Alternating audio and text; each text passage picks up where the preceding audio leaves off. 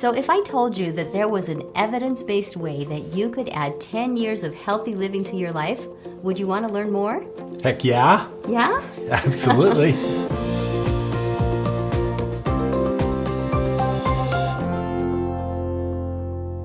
Hi, we're Teresa and Rick Starr, and we want to welcome you to I Thrive at Life, the podcast. You know, for eons of time, the idea of finding the fountain of youth, or at least a way to live long and live healthy, has been of great interest to people. Even in today's world, many people still hope for such a miracle. Yet with the fast pace in which most of us live, some have resigned themselves to exhaustion, overwhelm, and mere survival. When we focus only on surviving and not thriving, however, we may find that we're just barely getting by mentally and physically. It's like we're running with our gas tank on empty, and it's just not sustainable.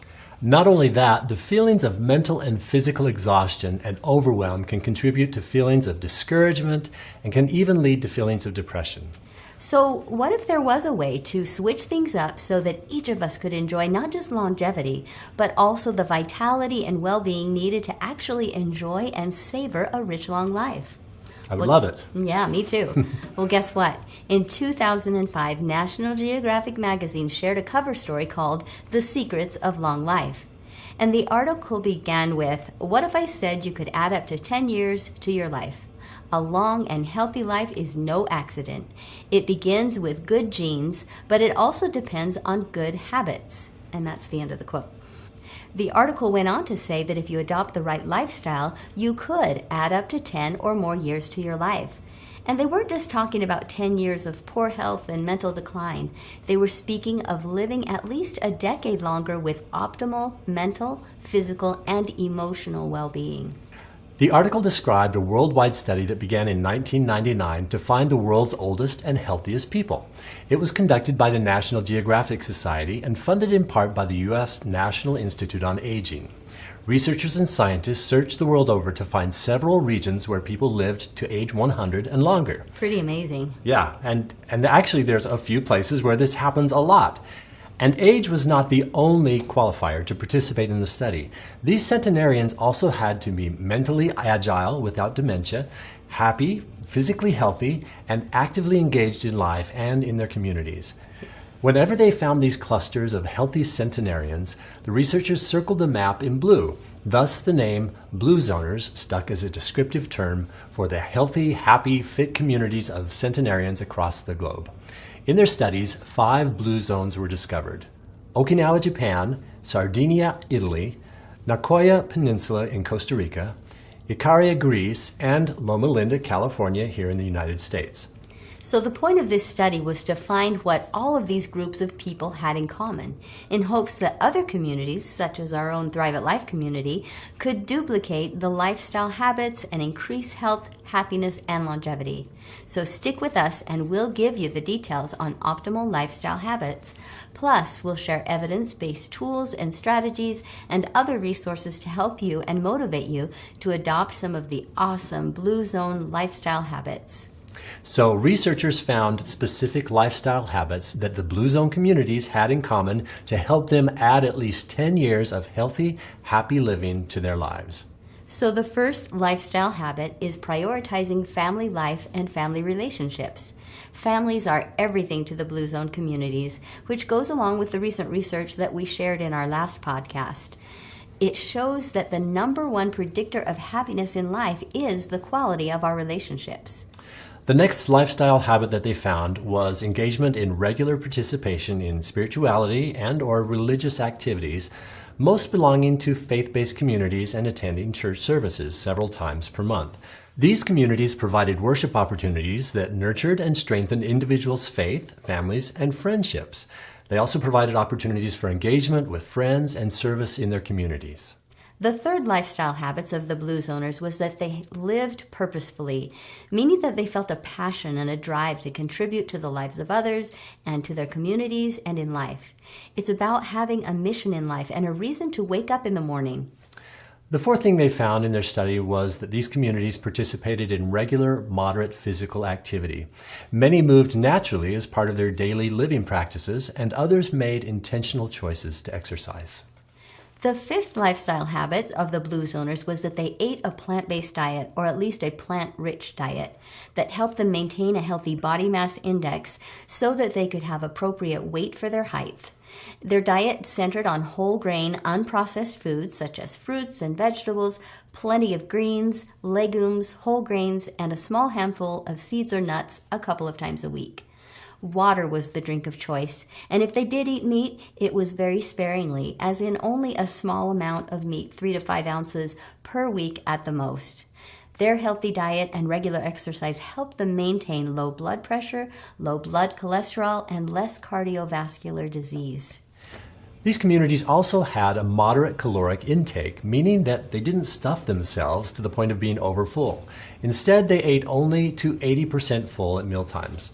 People in the Blue Zone communities also participated in regular daily stress management practices, taking time to unwind, relax, do something that relieves the stressors of daily life, something that renews, restores, and rejuvenates. As we mentioned, the only Bluezoners group found in the United States was among the members of the Seventh-day Adventist Church in Loma Linda, California, who adhere to a strict code of health. So here are some of the amazing statistics about this particular Blue Zone group.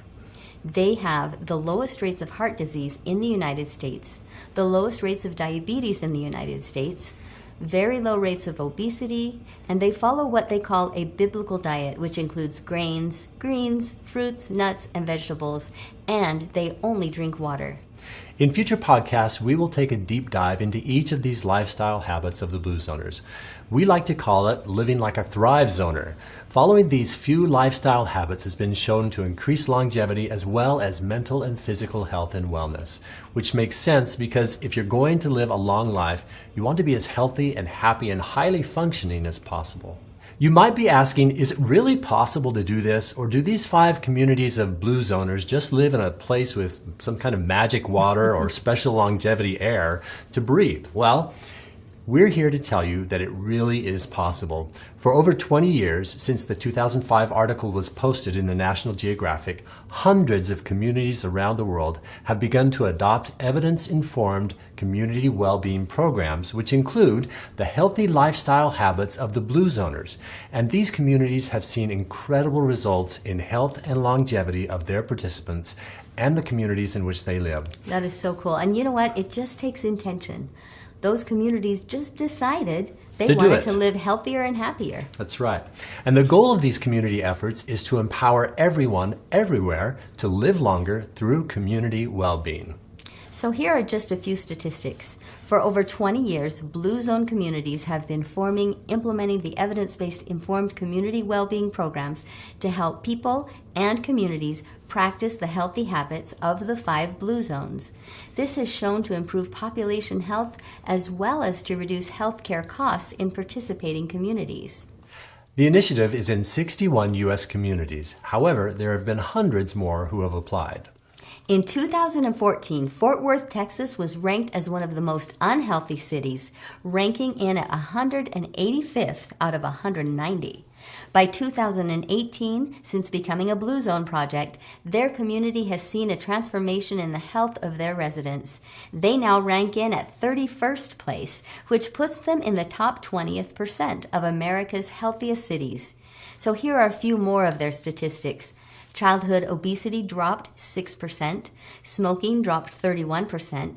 Gallup estimates the initiative saved the city $250 million annually in lower health care costs. That's pretty impressive. That's amazing.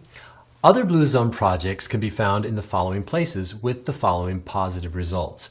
Albert Lea, Minnesota was the first to become a Blue Zone project. For the past 10 years, their community physical activity and their lifespan have both increased dramatically. In Beach Cities, California, childhood obesity has declined by 50%. Amazing. And smoking has declined by 17%, stress by 8%. These are incredible and amazing results, right? Absolutely. So over the next weeks and months, we're going to share tools and motivation to help you develop your own healthy habits inspired by the Blue Zoners so that you can improve your own health, well-being, and longevity, and that of your family, so that you can truly begin and continue to thrive at life. We'll share evidence-based, sustainable strategies to help you build a foundation for better nutrition, exercise, and stronger relationships in family life and other social settings. We'll also help you learn skills and practices in stress management for better mental and emotional well-being that could extend your lifetime by years. In our podcasts and courses, you'll also learn strategies for getting more restorative sleep, increased energy, and how to achieve and maintain your optimal weight and wellness. And not only that, we're going to make it fun. Absolutely. So we hope you will join us on our journey to better relationships, to better health and well-being, so that you can truly thrive at life. Thanks again for joining us on the I Thrive at Life podcast. We'll see you next time. Bye-bye.